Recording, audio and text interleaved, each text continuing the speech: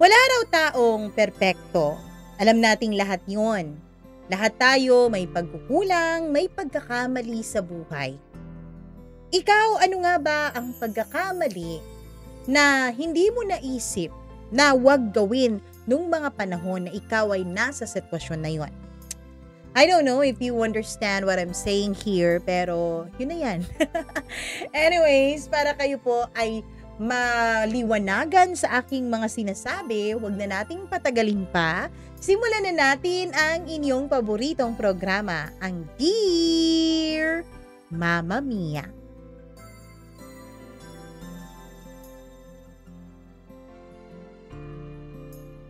Lahat tayo may kanya-kanyang pagpipilian na pwedeng gawin sa bawat sitwasyon na ating kinasasadlakan. Merong iba na may choices from A to Z. May iba naman from A to E. Meron ding dalawang choice. Meron din namang mga kagaya ko na nung mga panahon na yon, walang ibang nakitang pagpipilian kundi ang gumawa ng masama. Dear Mama Mia, itago niyo na lamang po ako sa pangalang Lito, 31 anyos at oo, ngayon pa lang aamin na ako sa inyo, Mama Mia. Isa akong magnanakaw. Hindi naman ako ipinanganak na masama. Wala naman sigurong bata o tao na ipinanganak na gustong magnakaw, hindi ba? Pero kung minsan, yung kahirapan ay parang kalsadang walang dulo. Mapipilitan ka talagang tahakin kahit alam mong delikado. Lumaki ako sa isang barong-barong sa may Tondo, Maynila, Mama Mia. Ang sahig ng bahay namin ay lupa. Ang bubong naman ay yero pero may butas-butas na. Kapag umuulan, tumutulo ang tubig sa tabi ng kama namin. Banig pala. Wala din pala kaming kutson, Mama Mia.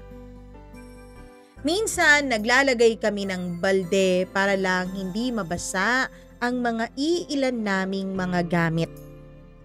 Sanay na rin ako sa amoy ng estero, sa ingay ng mga tambay at sa sigawan ng mga kapitbahay na nag-aaway dahil sa utang o sa sugal. Pero kadalasan dahil sa kahirapan at pera. Ang tatay ko, Mama Mia, ay isang jeepney driver. Umaga pa lang ay aalis na siya mula sa aming tahanan. Madalas, gabi na siya kung umuwi. Pagod, pawisan, at may kasamang amoy ng diesel sa kanyang katawan. Ang nanay ko naman ay naglalabada sa mga bahay-bahay na medyo may kaya sa buhay. Ang mga kamay niya ay laging may mga kalyo. Tuyong-tuyo ito ng sabon panlaba na nakakasira naman talaga sa balat. 3 po kaming magkakapatid. Ako yung panganay, si Lina yung sumunod sa akin, at si Boyet naman ang aming bunso. Pareho pa silang nag-aaral noon. Subalit ako ay hindi na at tumigil na ako sa pag-aaral dahil hindi na kaya ng aking mga magulang. Pangarap kong maging pulis noon, Mama Mia. Gusto kong suotin yung uniforme ng mga pulis dahil pakiramdam ko ay kagalang-galang sila. Gusto kong tumulong sa mga taong inaapi. Pero ang sabi ni tatay isang gabi, habang kumakain kami ng ulam na tuyo,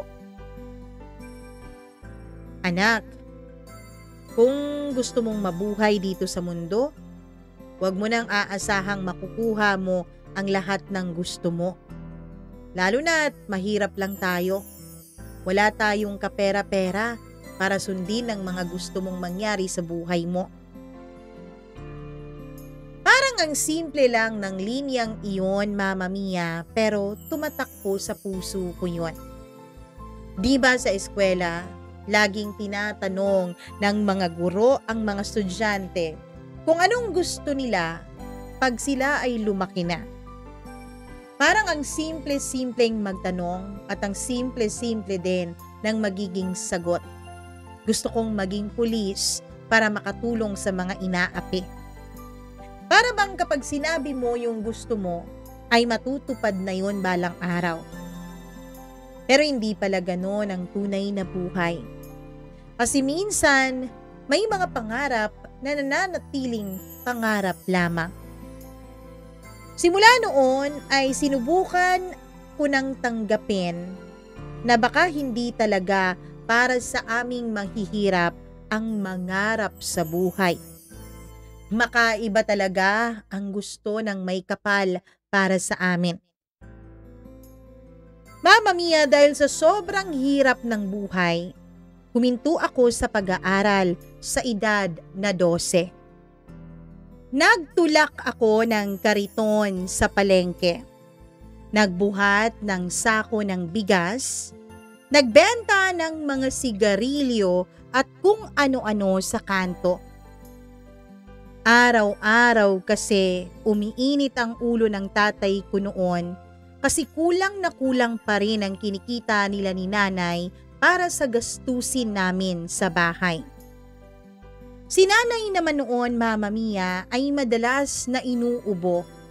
Pero tinitiis niya para makapaglabada pa rin at nang may maiuwi pa rin sa aming pamilya. Minsan, 3 araw kaming lugaw lang ang kinakain. Minsan, asin at kanin lamang. Natutulog akong kumakalam ang sikmura. Oo nga pala, Mama Mia. Nakalimutan ko palang banggitin na pati yung barong-barong na tinitirhan namin ay inuupahan pa rin po namin. Ang tatay ko naman ay hindi niya sarili ang jeep na pinapasada niya. At madalas dahil sa kalumaan nito ay lagi pa itong nasisira. Kaya imbis na kumita ng salapi ay nag-aabuno pa siya kung minsan. Mama Mia, dun ko unang naramdaman yung galit ko sa mundo. Lalo na kapag nakikita kong may ibang kagaya ko at kaedad ko na nag-aaral at masayang nakikipagkwentuhan sa kanilang mga kaibigan at kabarkada. Walang pinoproblema. Pinag-aaral sila ng kanilang mga magulang. May tsansa silang makamit ang mga nais nila sa buhay. Samantalang kami ng pamilya ko, ay tila hindi makaahon-ahon sa aming kahirapan. Tapos may mga nagsasabi pa, Mama Mia, na kaya raw kami mahirap ay dahil ang mga mahihirap daw ay tamad. Pero hindi naman kami tamad. Galit nga ako kasi kahit anong sipag namin, parang wala pa ring pag-asa. Hanggang sa dumating yung gabi na binago po ng tuluyan ang buhay ko, Mama Mia. 16 na taon ako noon. Kasama ko ang bunso naming si Boyet. Tapos ang kapitbahay naming medyo palasugal. Mama Mia, inuwi ko muna sa bahay ang kapatid ko. Dahil ang sabi nung kapitbahay namin ay hindi daw pwede na malaman ng kapatid ko ang susunod naming diskarte para magkapera. Ang kapitbahay na ito ay itago na lang natin sa pangalang Max. Kilala si Max sa amin bilang magaling magbulsa, mabilis tumakbo at walang katakot-takot kahit kanino. Sabi niya sa akin, "Lito, kung gusto mo talagang mabuhay ng medyo maalwan, sumama ka sa akin, tuturuan kita." Sa totoo lang, Mama Mia, takot po talaga ako noon. May reputasyon po kasi si Max sa aming barangay. Pero gutom kami lahat sa bahay. At nung mga panahon na yun, ang nanay ko ay may lagnat at ang tatay ko naman ay walang pasada dahil ilang araw nang sira yung jeep at hindi pa napapagawa ng may-ari. Sabi ko noon sa sarili ko, sige, isang beses lang, para lang makakain kami at maibili ko man lang ng gamot si nanay. Ang unang naging target namin ay isang panaderya sa may kanto sa kabilang lugar. Madaling araw yun, Mama Mia. Kabubukas pa lang ng tindahan at nag-aayos pa yung matandang tendera.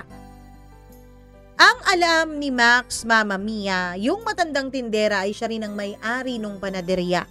Doon din siya natutulog. Kaya pihado raw na ang pera ay nandoon lamang daw sa panaderyang iyon. Sabi pa sa akin ni Max, pumasok ka, magkunwaring bibili. Pag lumingon siya, kunin mo yung tinapay sa tray. Tapos, may pera pa dyan, no? Kita mo yan? Pera yan. Tinago niya sa likod ng isang tray. Ang sabi pa ni Max sa akin ay simple lang naman daw. Pero nanginginig po ang kamay ko habang pumapasok ako sa panaderya. Pandesal po, magkano po? Piso isa? Tanong ko. Ngumiti yung matanda. Oo, iho. Ilang peraso ba sayo? Habang binibilang niya ay sinamantala ko ang pagkakataon. Kumuha ako ng plastic na may lamang 10 pandesal at dali-dali akong lumabas. Pero bago ako lumabas, Mama Mia, ay kinuha ko muna yung perang itinuro sa akin ni Max. 600 pesos din yun. Narinig ko pang sumigaw yung tindera. Hoy iho, yung bayad mo, tsaka yung pera ko tinangay mo. Tumakbo ako ng mabilis. Tumatawa-tawa noon si Max habang sabay kaming humahangos sa aming pagtakbo. Pagdating namin sa ikalawang eskinita ay pareho na kaming hingal na hingal dalawa. Itams, ang dali lang no, sabi niya sabay abot sa akin ng kalahati ng nakuha ko. Kalahati sa pera, kalahati din sa pandesal. Pero sa totoo lang, Mama Mia, habang kinakain ko po yung pandesal ay may kirot sa dibdib ko. Parang may mali. Pero sabay sarap din ako sa bawat subo ko kasi pamlaman tiyan ko rin yun. At noong gabing yun ay nakita ko si nanay nang ngumiti nang kumain siya. May binitbit kasi akong pagkain mula sa 300 pesos na parte ko dun sa nanakaw kong pera. Walang tanong-tanong ang nanay ko. Wala ring kasermon-sermon. Salamat anak, sabi lang niya nung kumakain na kami ng daladala kong pagkain. Dun ko unang naisip, Mama Mia. Siguro kung para sa pamilya, hindi naman masama. Hindi ko naman ginagastos sa wala yung pera. Hindi ko naman tinatapon sa kung saan-saan o winawaldas sa bisyo. Para sa pamilya ko naman ito. Para sa kabutihan. Kaya siguro hindi naman ganun kasama ang nagawa ko. At mula noon, Mama Mia, ay naging mas malakas ang loob ko. Lagi kong sinasabi sa sarili ko na hindi ito masama dahil nakakatulong ako sa pamilya ko. Naiibsan ang paghihirap ng nanay at tatay ko. Naiibsan ang gulo sa bahay dahil wala kaming makain. Ang mga kapatid ko naman ay nag-aaral na ng may laman ang tiyan. Danas na danas ko kasi, Mama Mia, kung gaano po kahirap ang mag-aral nang kumakalam ang iyong sikmura. Kaya mas gusto ko sana na wag na yung maranasan pa ng mga kapatid ko. Pagkalipas ng mga buwan, lumalalim ng lalo ang kinalalagyan ko. Nasanay akong kumilos sa dilim. Kasama ko noon si Max at ang dalawa pa naming barkada. Opo, Mama Mia, napasali na po ako sa barkada ni Max. Sina Nardo at si Iking. Minsan sa jeep kami pumupuwesto. Minsan naman sa palengke. Minsan sa bus. At habang dumadaan ng araw at dumadami ang nananakawan ko, ay unti-unti ring nawawala ang takot at konsensya sa dibdib ko. Kabisado ko na kung anong posisyon ng kamay kapag kukuha ka ng cellphone. Kung papaano ka gumalaw sa katabi mo para hindi niya mahalata na kinukuha mo na palang pitaka at cellphone niya. Mama Mia, in short, naging magaling po ako sa pagnanakaw. Naging magaling ako sa pagkuha ng hindi akin. At mula noon, mas palaki ng palaki ang mga halagang nananakaw ko. Kaya naman napagbibigyan ko na minsan ng masasarap na pagkain ng pamilya ko. Nabibigyan ko na rin ng pambaon at pang-project ang mga kapatid ko. Hanggang sa hindi na nga ako nakontento sa paliit-liit na pagnanakaw. At nung lumalaki na ang ninanakaw ko, Mama Mia, dahil may sobra na akong pera, ay nakakagawa na rin ako ng hindi maganda. Opo, Mama Mia. Natutunan ko na rin na mag-inom. Natutunan ko na rin manigarilyo dahil may pambili na ako. Alam ko kasi na kahit mabilis mawala yung pera, ay mabilis ko rin naman yung mahahanap ulit. Yung pera, nagagastos ko minsan sa inuman. Minsan sa bagong tsinelas o bagong damit na nagugustuhan o nakukursunadahan ko. Minsan naman sa mga gamot ni nanay. At tuwing may pagkakataon, lagi ko pa ring sinasabi sa sarili ko na hindi ako masamang tao. Sadyang wala lang talaga akong pagpipilian at sadyang kinakailangan ko lang talaga itong gawin.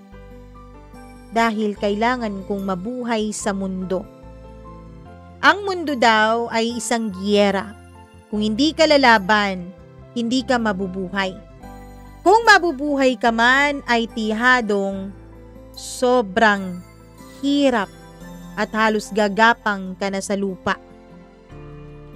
Hanggang sa dumating yung gabi na hinding-hindi ko makakalimutan, Mama Mia. Bandang 9:00 na noon. Nasa rekto ako. Madilim ang paligid dahil kakagaling lang noon sa ulan, Mama Mia.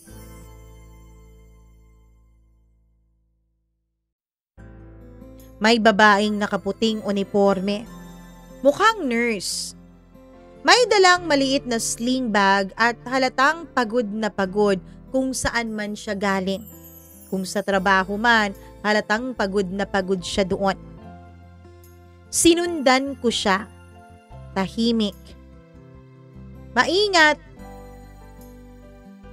At nang lumingon siya ay tinakpan ko agad ang mukha ko ng cap at hinablot ang daladala niyang sling bag. Kuya, sandali lang. May gamot dyan na para sa anak ko. Sigaw niya na halos mangyak-ngyak na agad noon. Parang bumagsak ang mundo ko sa salitang iyon. Pero hindi pa rin ako huminto, Mama Mia. Tumakbo ako ng tumakbo. Narinig ko ang busina ng isang sasakyan. Sabay sigaw. Sabay tunog ng malakas na bang. Paglingon ko sa likuran ko, Mama Mia, ay nakahandusay na siya sa may kalsada. Tumatagas na ang dugo mula sa kanyang ulo. Hawak-hawak ko pa yung bag niyang hinablot ko. At sa loob nun, may mga gamot nga at litrato ng batang may tubo sa kanyang ilong. Hindi ko alam kung anong gagawin ko, Mama Mia. Gusto kong bumalik. Gusto ko siyang balikan. Gusto ko siyang tulungan. Gusto kong isoli yung bag niya pero nanginginig yung tuhod ko. Natakot ako. Kaya tumakbo ako papalayo.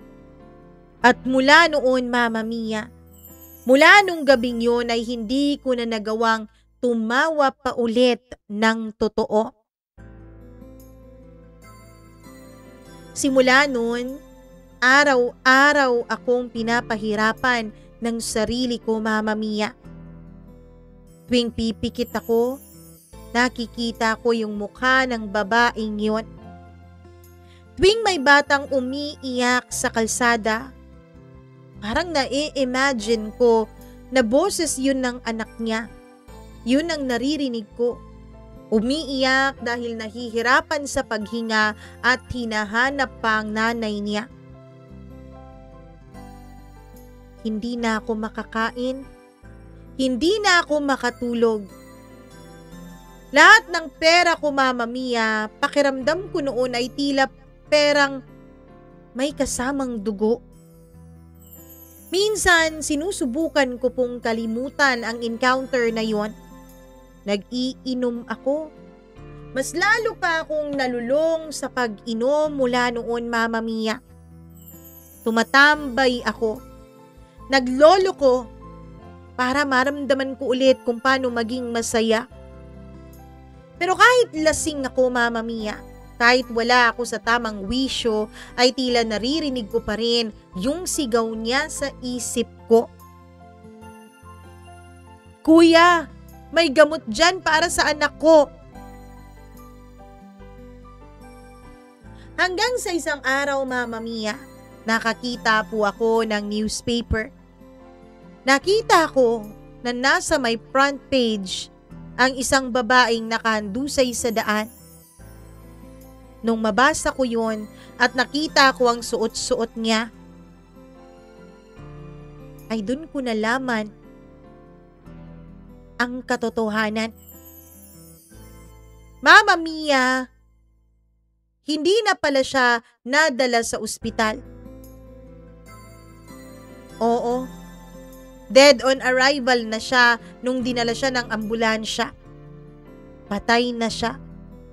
Naiwan niya yung anak niyang nakahandusay din sa ospital dahil may sakit. Pilit kong kinalimutan yon. Pilit kong sinasabi sa sarili ko na aksidente lang yon. Na wala namang may gusto na mangyari yon. Na hindi ko naman sinasadya iyon. Hindi ko kasalanan yon. Paulit-ulit kong sabi. Pero isang araw po akong hindi nakatulog. Kaya naman, Mama Mia, ang ginawa ko ay binisita ko yung bata kinabukasan. Naghanap talaga ako ng paraan para makilala ko at mahanap yung bata na nasa larawan na nakita ko sa kanyang bag. At nung nakita ko siya, nabalitaan kong namatay din pala yung bata. Isang araw lang matapos mamatay ang ina niya. Sabi nila, Mama Mia, kaya raw namatay yung bata dahil baka naramdaman daw niya na wala nang mag-aalaga sa kanya. Wala na palang ama yung bata. Ang sabi-sabi dun sa ospital ng mga nakakausap ko ay single mother daw yung babae na isang ang nurse at hindi nga ako nagkamali. Mama Mia, pakiramdam ko noon ay 2 buhay agad ang nasayang ng dahil sa akin. Kahit ilang ulit akong humingi ng tawad sa Diyos, pakiramdam ko ay hindi na niya ako mapapatawad pa kahit kailan. Sino ba ang kayang magpatawad kung 2 inosenteng buhay ang nasayang dahil lang sa kasakiman mo? Mula noon ay tila hindi ko na kayang magnakaw pa ulit. Kahit sa kabila ng gutom, kahit sa kabila ng hirap, pakiramdam ko parang may mga kamay na humihila sa akin pabalik. Pabalik sa panahon kung kailan hindi pa ako marunong magkasala. Pakiramdam ko konsensya ko yun, Mama Mia. Hindi ako pinatatahimik. Lumipas ang mga taon. Iniwan ako ng mga kasama ko. Nung una ay pinipilit pa nila ako, Mama Mia, na sumama ulit sa kanilang grupo. Pinilit pa nila ako na sumama para daw magkaroon naman ako ng kita. Pero hindi ko na ginawa iyon. Ang ginawa ko ay nagbanat ng buto. Kahit napakahirap kumita ng pera, mas maigi na yun kaysa madagdagan ang dugo sa aking mga kamay. Kalaunan ay nagsawa din siguro ang mga kaibigan ko. Nagsawa sila sa kaka-recruit sa akin para bumalik kami doon sa dati naming gawi. Pero Mama Mia, makaraan lamang ang ilang buwan mula nung tinigilan nila ako ay nalaman kong nakulong pala si Max. Si Nardo naman ay napatay daw sa isang engkwentro sa gang. Si Iking naman ay hindi na halos makilala dahil lulong na ito sa droga. Ako na lang ang natira sa aming apat. Pero pakiramdam ko ay wala din akong pinagkaiba sa kanila. Pakiramdam ko, Mama Mia, para rin akong patay sa loob-loob ko. Nagumpisa akong magbenta ng basahan. Naglilinis ng mga jeep. Naglalako ng kape sa pier. Hindi na ako umiiwas sa mga pulis. Hindi na rin ako nagtatago dahil wala naman na akong ginagawang masama. Ang tanging gusto ko lamang noon, Mama Mia, ay makabawi man lang kahit papaano sa mga kasalanan ko. Isang araw, dumaan ako sa simbahan. Lagi naman akong napapadaan dun eh. Pero hindi ko alam kung anong meron sa araw na yon, kung anong nagtulak sa akin para pumasok sa loob ng simbahan. Pagpasok ko ay tahimik, halos walang tao, amoy kandila. Lumuhod ako sa gitna ng altar at sa unang beses sa matagal na panahon, Mama Mia, ay umiyak ako ng todo. Sabi ko, Panginoon, hindi ko alam kung may karapatan pa akong humingi ng tawad sa iyo. Pero kung may natitirang awa ka para sa akin, pakinggan mo naman ako. Mama Mia, idinasal ko yun ng malakas dahil sa pag-aakala ko ay walang ibang taong nandoon at walang makakarinig sa akin dahil medyo malayo naman yung mga tao. Pero lumapit ang isang pari sa akin. Tinapik niya ako ng mahina sa balikat at mahina rin siyang nagsalita. Anak, lahat tayo nagkakamali. Pero mas mahalaga kung papaano mo babaguhin ang sarili mo pagkatapos mong mapagtanto ang mga pagkakamali mo.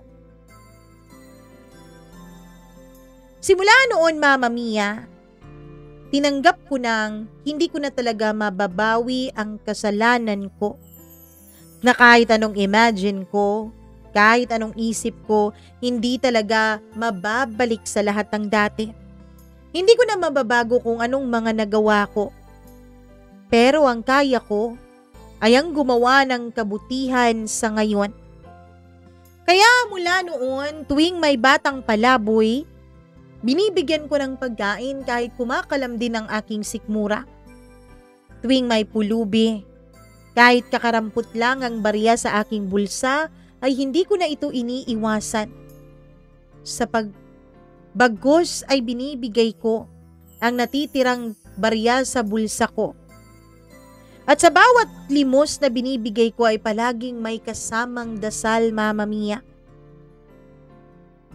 Para sa'yo to. Yung babaeng imbis na tulungan ko ay tinulak ko pa sa kamatayan niya kasama ang kanyang anak. Hindi ko alam, Mama Mia. Hindi ko alam kung ang ginagawa ko ba ay may pagkakataon bang mapagbayaran ko ang aking kasalanan. Hindi ko alam kung nakikinig man siya napatawad na kaya niya ako sa nagawa ko.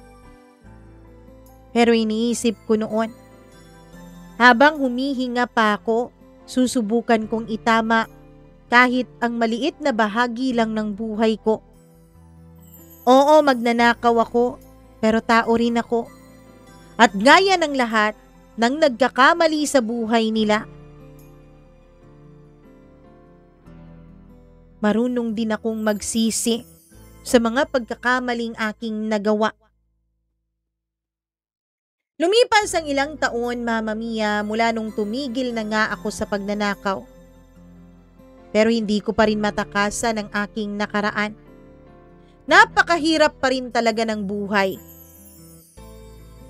Sabay ding nagkasakit noon ang nanay at tatay ko.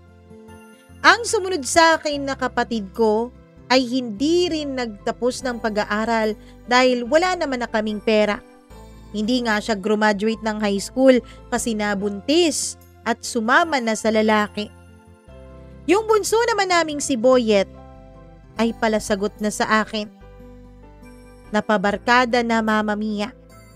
Kahit anong sermon ko sa kanya, kahit anong sabi ko sa kanya na walang mabuting maidudulot ang pagbabarkada niya, ay hindi siya nakikinig sa akin. Tsaka na raw ako magsalita kapag maganda na ang buhay ko. Tsaka na raw ako magsalita kung santo na ako at wala na akong naging barkada noon. Mama Mia, nagpang-abot pa kami ng kapatid ko. Nagsuntukan pa kaming dalawa dahil sa pagsagot-sagot niya sa akin. Doon ko naisip, kahit pala ginawa ko ang isang masamang bagay noon para matulungan ang pamilya ko, ay hindi ko pa rin pala hawak ang magiging kapalaran nila. Kahit anong gawin kong tama, pakiramdam ko ay tila parang may tanikala pa ring nakapulupot sa puso ko. Hanggang isang gabi, Mama Mia, habang naglalako ako ng kape sa tapat ng ospital, ay biglang sumagi ulit sa isip ko yung babaeng yon. Yung nurse na nasa gasaan ng sasakyan nang dahil sa akin. Tumigil ako sa paglalakad. Tinginan ko yung malaking karatulang may pangalan ng ospital. Doon ko biglang naisip, dito kaya siya nagtrabaho noon? Dito kasi nakakonfine yung anak niya Baka dito din siya nagtrabaho.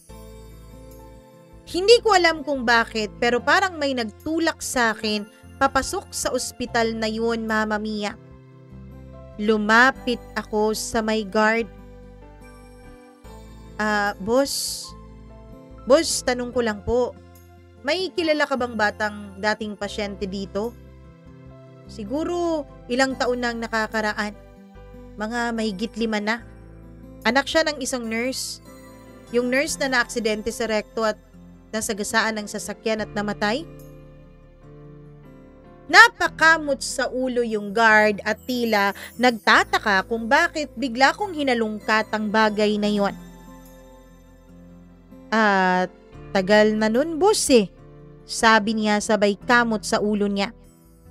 Pero teka, parang narinig ko na yung kwento dati. Alam mo, may kapatid pala yung bata. 2 pala sila. At nung namatay na nga yung kapatid niya, yung bata raw ay kinupkop ng isa sa mga doktor dito. Yung doktor na dati best friend daw ng nanay nung bata. Para akong binuhusan ng malamig na tubig. Kapatid, sigurado ka ba? Anak din yun nung nurse na namatay? Hindi ako sigurado Pero sabi ng isang matandang nurse na nagre-retiro, yung bata raw na yun halos lumaki na rin sa ospital. Kasi Sabi, lagi daw yung daladala ng mama niya, lalo na kapag wala itong pasok at binabantayan yung kapatid niya. Sabi, matalino daw yung bata, naging scholar pa nga ng ospital na to. Hindi ako makapagsalita, Mama Mia. Nanginginig yung kamay ko habang hawak-hawak ko yung mga paninda kong kape. Kung totoo man yun. Kung buhay man ang isa sa mga anak ng babaeng napatay ko. Baka ito na ang sagot na matagal ko ng dasal. Ang pagkakataong makabawi ng direkta sa pamilya niya. Kaya naman, Mama Mia, kinabukasan bumalik ulit ako sa ospital.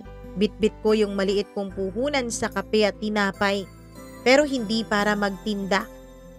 Nagbabakasakali lang akong makahanap ng kahit na sinong makakakilala sa batang kapatid nung batang namatay. Hanggang sa lumapit sa akin ang isang matandang nurse. Kita niya siguro sa mukha ko na hindi ako mapakali at tila may hinahanap ako. Sino ka, iho? Tanong niya. Nagpakilala ako, Mama Mia, pero hindi ko sinabi ang buong katotohanan. Siyempre, sino ba naman ang handang aminin iyon sa ibang tao, hindi ba?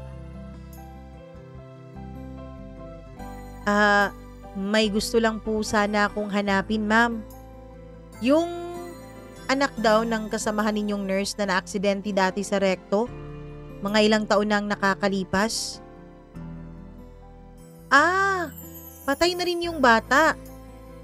Yun bang naka-ospital dito? Isang araw matapos mamatay ang nanay niya, pumanaw na rin yung bata. Hindi po yun, ma'am. Yun pong sinasabi nilang kapatid daw nung bata? Ang pangalan ba ng nanay ay Alice? Tama ba? Tumango ako. Alam kong Alice dahil nandun sa bag niya ang isa sa mga ID niya, Mama Mia. Ngumiti siya ng marahan. Ang anak niya? Si Eman. Nandito pa rin naman. Estudyante na nga ngayon eh. Kinupkup ng isang doktor pero hindi naman inadapt ng tuluyan. Parang pinag-aral lang. Minsan pumupunta pa yun dito, tumutulong dito sa ospital lalo na kung weekend.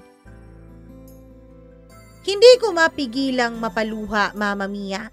Parang ang tagal kong hinintay na marinig na may buhay pa sa pamilya nung babaeng nagawan ko ng malaking kasalanan. Pwede ko ba po siyang makita? Tanong ko. Tiningnan lang ako nung nurse, Mama Mia. Para bang binabasa niya yung mukha ko.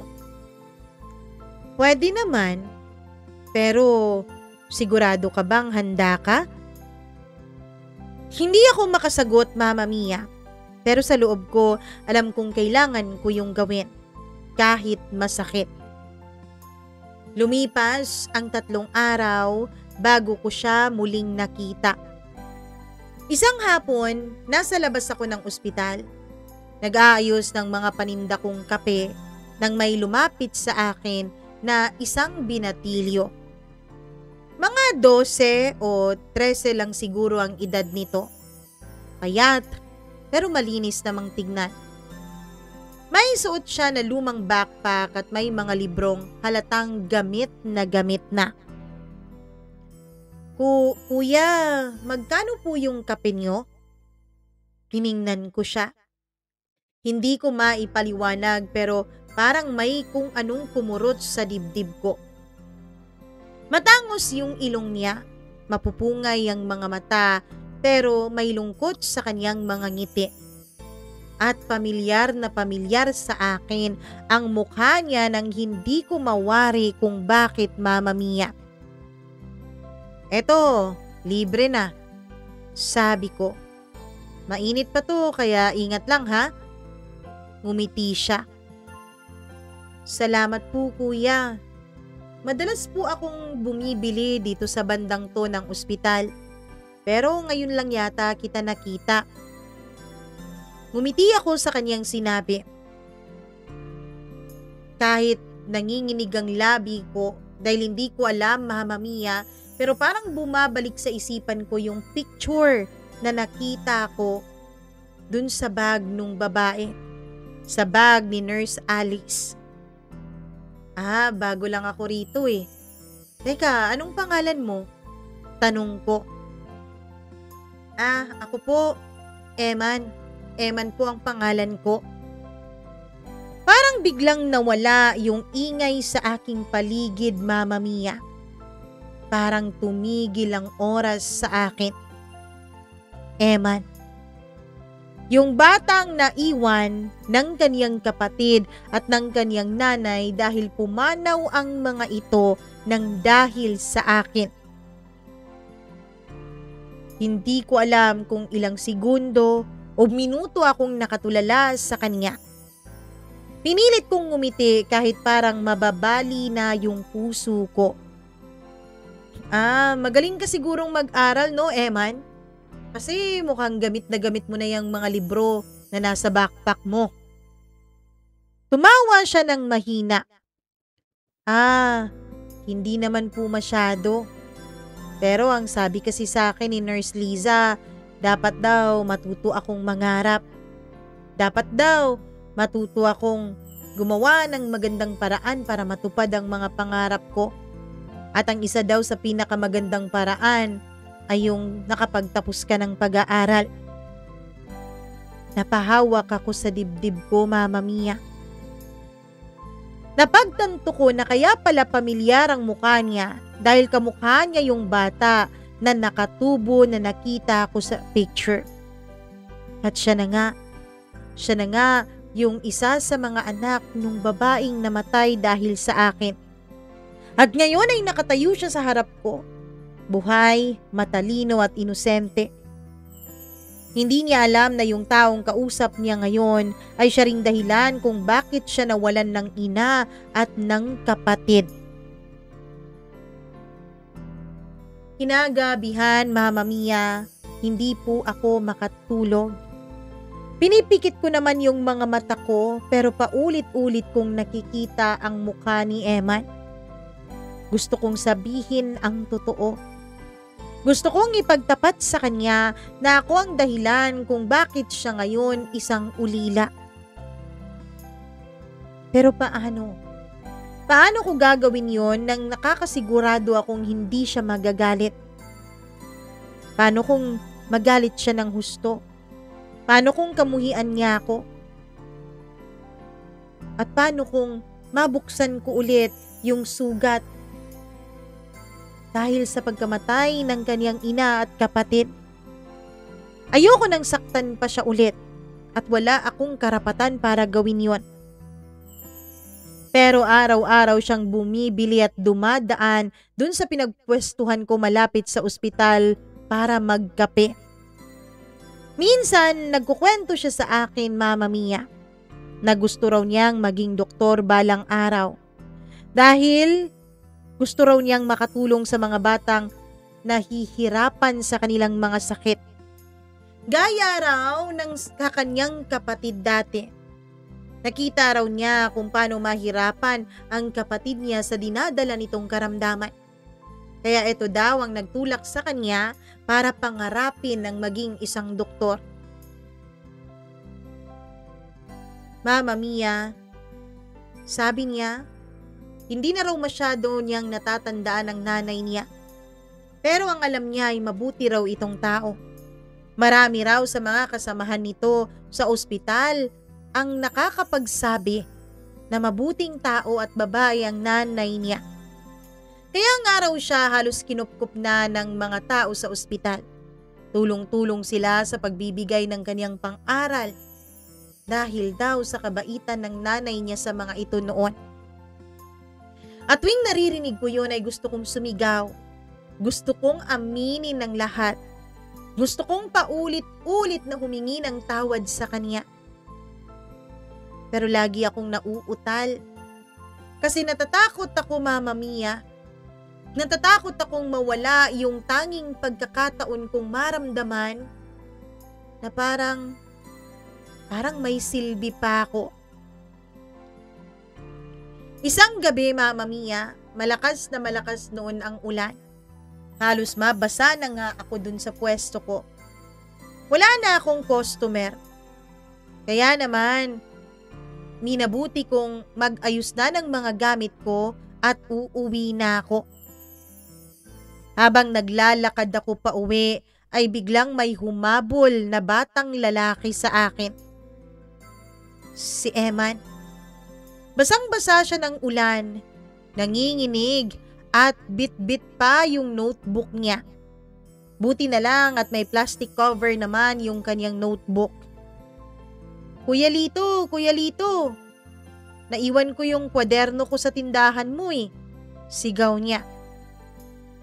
Bakit ka lumabas ng ospital? Ang lakas-lakas ng ulan na.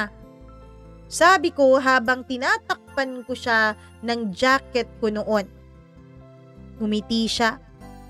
Hindi po bali, Kuya Lito, sanay na ako sa ulan. Pakiramdam ko, parang yakap yun ng nanay ko eh. Malamig, pero mainit din.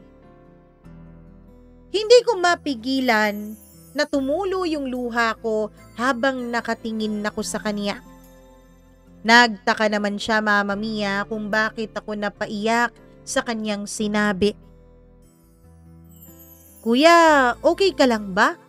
Tanong niya. Umiling-iling ako, Mama Mia. Tapos napaupo kami sa gilid ng waiting shed habang patuloy pa rin ang pag-ulan. Tahimik kaming dalawa. Tila hinihintay niya sa akin na magtapat kung bakit ako umiiling, kung bakit ako napaiyak.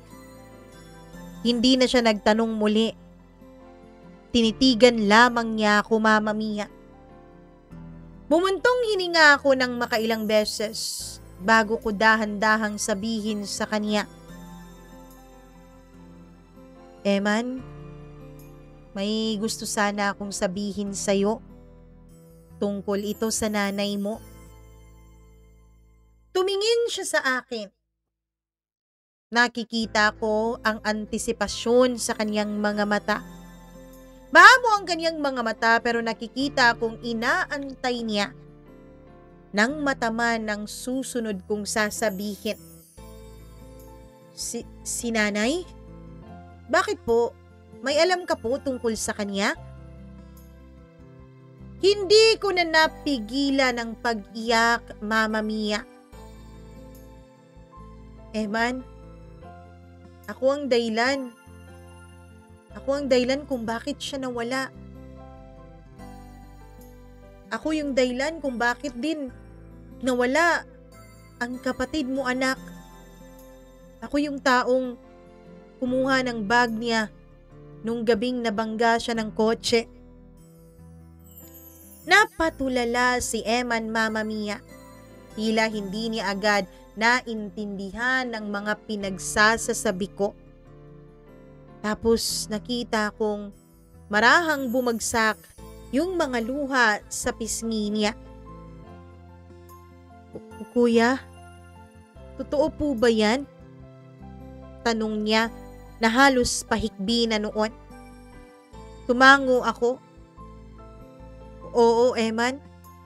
At simula noon, araw-araw kong pinagsisisihan. Hindi ko naman ginusto na mamatay siya.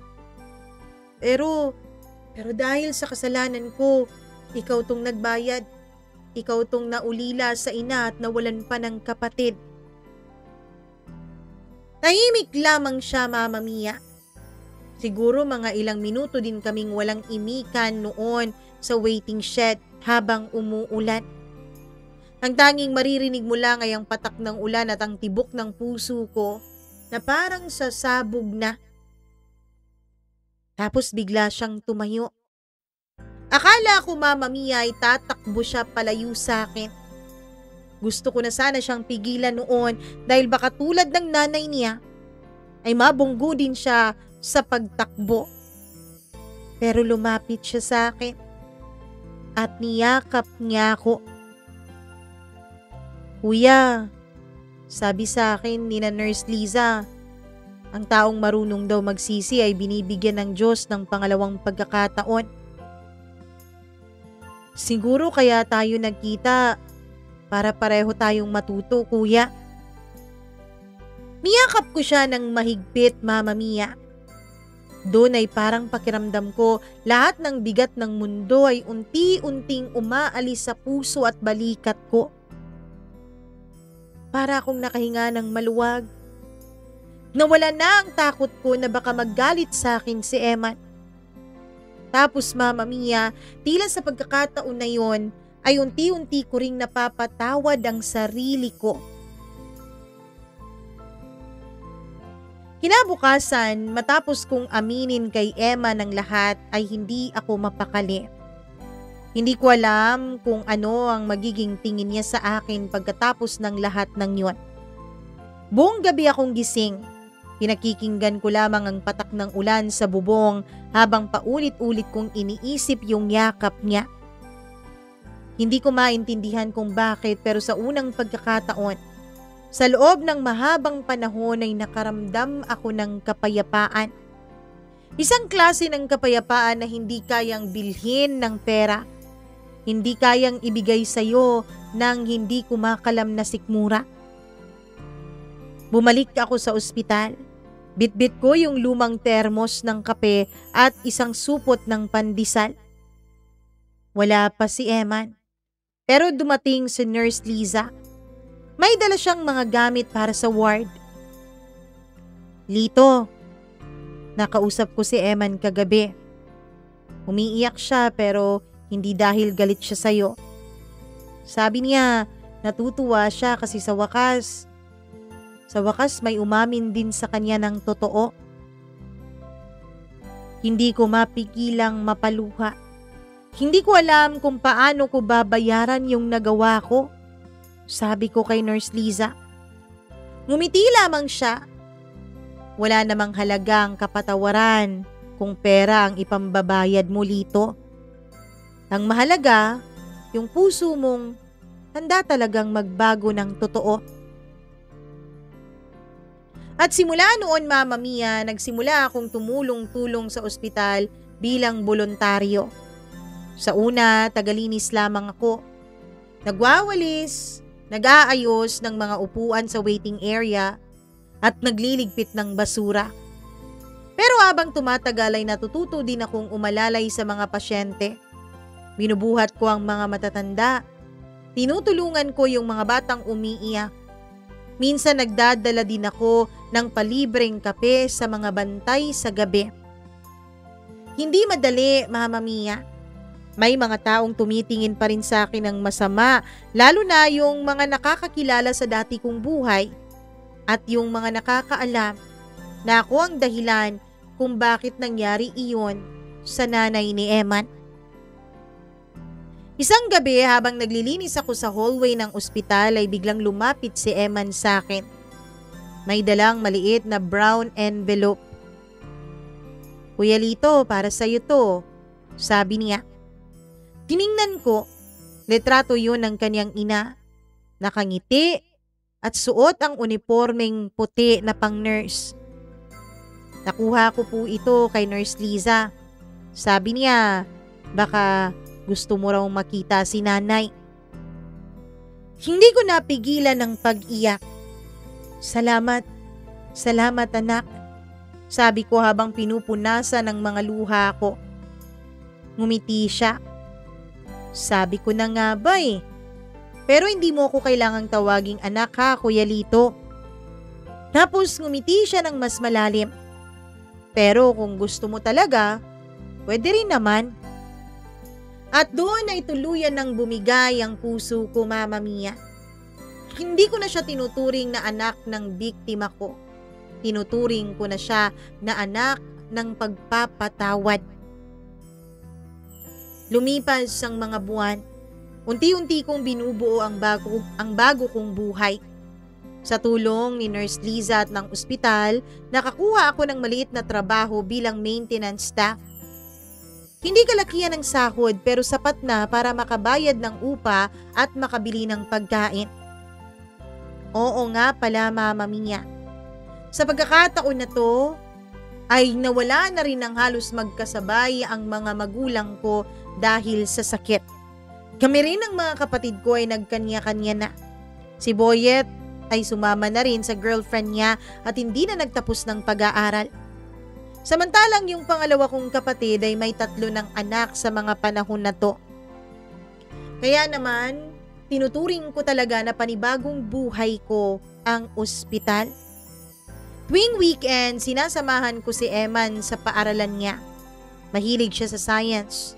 Palaging may dalang libro tungkol sa katawan ng tao. Sabi niya, gusto raw niya talagang maging doktor balang araw. Hindi lang dahil gusto niyang sundan ang pangarap noon ng kapatid niya at ang yapak ng nanay niya, kundi dahil gusto niyang tumulong sa mga katulad kong nagkamali pero gustong magbagong buhay. Gusto rin niyang tumulong sa mga batang may sakit.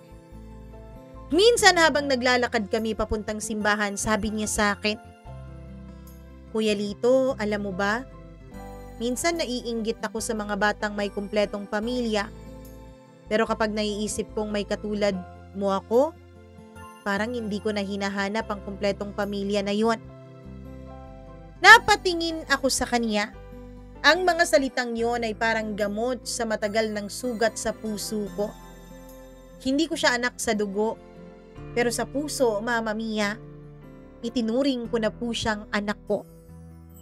Sa bawat araw na kasama ko si Eman, natutunan kong hindi kailangang perpekto ang isang tao para magmahal at magpatawad. Kailangan lang ng tapang para aminin ang mga pagkakamali at ng lakas ng loob para tumayo muli. Isang gabi habang magkasabay kaming nag-aayos ng mga gamit sa ospital, ay biglang nagsalita si Eman. "Kuya, may plano akong project sa school. Gusto kong maglunsad ng feeding program para sa mga batang kalye. Tinutulungan daw yan ng ospital yang mga ganyan. Sasama ka, di ba?" Napangiti ako. Siyempre, ako pa ba? Ako ang tagaluto ng lugaw, ako rin ang tagalako ng kape. Kaya kayang-kaya ko yan. Tumawa siya ng malakas at sa tawang iyon ay tila ba nawala ang bigat sa dibdib ko. Hanggang sa dumating na nga yung araw ng feeding program, Mama Mia. Init at maaraw pero masaya. Nasa harap ng ospital ay may mahigit 50 batang nakapila. May mga plastic na mangkok at may mga ngiting abot hanggang tenga.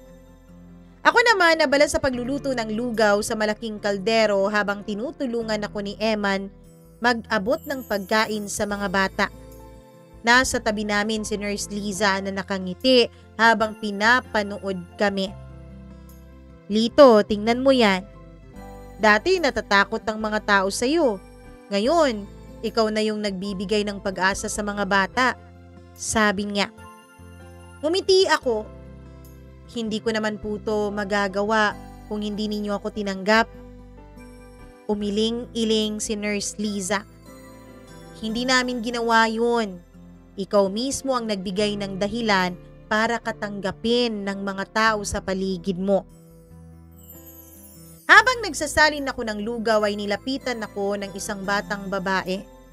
Nasa siguro mga 7 taong gulang iyon. "Kuya, salamat ha. Ang sarap po. 2 araw na po ako halos na hindi kumakain," sabi niya. Ngumiti ako. "Walang anuman. Kumain ka ng mabuti ha?" At nang tumalikod siya, napansin kong may hawak siyang maliit na rosaryo sa kaniyang kamay. Katulad ng suot ng nanay ni Eman noon. Tumingala ako sa langit. Parang naramdaman kong may malamig na hangin na dumampi sa pisngi ko.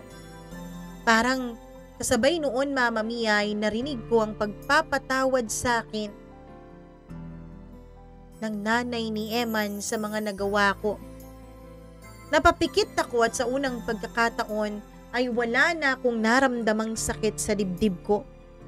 Wala ng takot. Ang natira na lamang ay katahimikan at ang kagustuhan na mapalago pa lalo ang aking pagtulong. Lumapit si Eman. May hawak na baso ng tubig. Kuya Lito, mukhang pagod ka na. Pahinga ka muna oh. Ngumiti ako. Hindi pa. Kaya ko pa, Eman. Bakit ba ang sipag mo? Tanong niya nang nakangiti. Tiningnan ko siya ng diretsyo at mahina kong sinabi sa kanya. Kasi habang may tao pang natutulungan ako, parang nabubuhay ulit yung bahagi ng kaluluwa kong matagal nang patay dahil sa mga masamang nagawa ko noon. Niyakap niya ako, Mama Mia, at sa yakap na yun, alam kong nagwakas na ang mga paghihirap ko dahil sa aking konsensya. Alam kong natubos ko na ang kaluluwa ko sa pagkakasala. Isa akong dating magnanakaw. Walang diploma, walang yaman, walang kwento ng tagumpay na makikita mo sa telebisyon. Pero ngayon ay may isang batang tumatawag sa akin ng kuya at isang mundo na unti-unting natututong magpatawad sa mga katulad kong nagkakamali. At kung tatanungin mo ako, Mama Mia, kung ano na ako ngayon, hindi na po ako magnanakaw. Ako na po yung taong bumalik sa liwanag mula sa kadiliman para ipakita na kahit gaano kadumi ang kamay mo, kung marunong ka lang magsisi, maaari ka pa ring yakapin ng liwanag.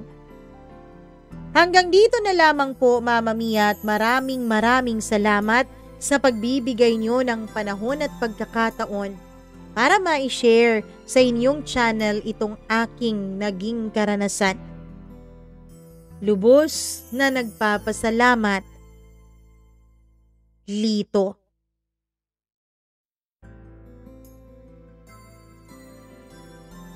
Grabe ang kwento ni Kuya Lito. Naku, ganun talaga ang buhay, ano? May mga pagkakataon talaga na meron tayong nagagawang pagkakamali sa ating buhay. Yung mga pagkakamali na akala natin nung una ay ayos lang. Pero, yung mga pagkakamali pala na yon, hindi lang pala tayo ang apektado, kundi maging ibang tao. At kung may naapektuhan na tayo, doon na tayo malulugmo. Pero lagi niyong tatandaan na wala namang perpektong nilalang sa mundo. Lagi talagang merong mga pagsubok, lagi talagang merong mga pagkakamali na pwede nating magawa. Pero, kahit na lagi tayong pwedeng magkamali, lagi rin tayong pwedeng humingi ng tawad at pwedeng magbago. Habang gumigising pa tayo sa umaga ay may pagkakataon pa tayong ayusin ang ating mga buhay at baguhin ang ating mga kapalaran. Maraming salamat, Lito, sa napaka-inspiring naman talaga na naging kwento ng buhay mo. O, diba? Ang sakit nung ang sakit nung karanasan mo. Ang sakit din para kay Eman, pero napakabait ni Eman. Mukhang mabait din talaga yung si kung ang pangalan ulit nung nurse na nabunggo ng kotse dahil sa'yo. Charot, inulit pa talaga dahil sa'yo. Yung nabunggo ng kotse. Yung nanay ni Eman, mukhang mabait din yun. Kasi mabait si Eman diba? Hindi naman siguro magbubunga ng santol ang mangga. Charot lang. Anyways, sa inyong mga nakikinig ngayon, please do like and share this video. Dahil alam nyo na inspiring ang ating kwento ngayon. Sana marami tayong ma-inspire na mga katulad ni Lito na naligaw din ng landas. Kaya paki-share naman nito. At syempre, pagkatapos nyong i-share, kung hindi pa po kayo subscriber nitong ating channel, please do not hesitate and to subscribe here. Click the notification bell para lagi po kayong na-update sa tuwing meron po tayong bagong kwento at bagong video na inalalabas. At syempre, hello muna ako sa ating mga suki na mga members. Ay ako sa pinakabago nating member na si K2G Mini Sound. Maraming salamat.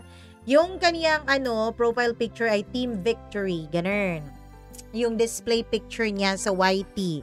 Hi din ako kay Colleen Bueno, Dayan Martinez, Evelyn Kawit, Maria Elena Abe, Maureen Tugab, Gimaras Girl, Easy Gale, Mila Raduban at Freaky.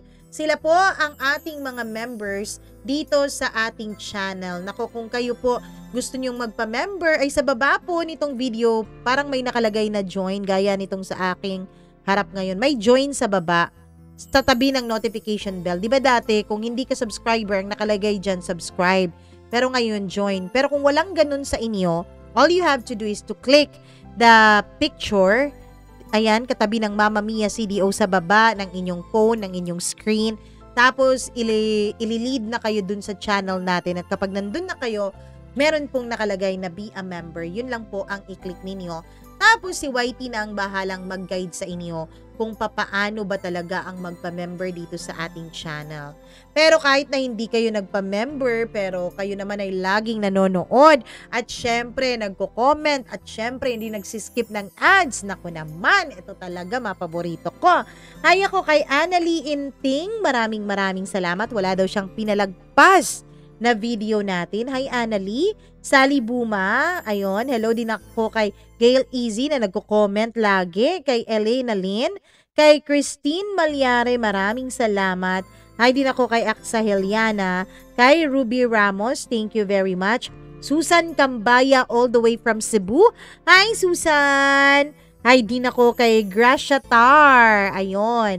Kay Julieta Estralobio, Rachel Joy Cuerber. Hello din pala ako sa ating mga tagapagtanggol. Kasi sandali meron kasi akong basher. Parang natuwa ako na may basher na ako.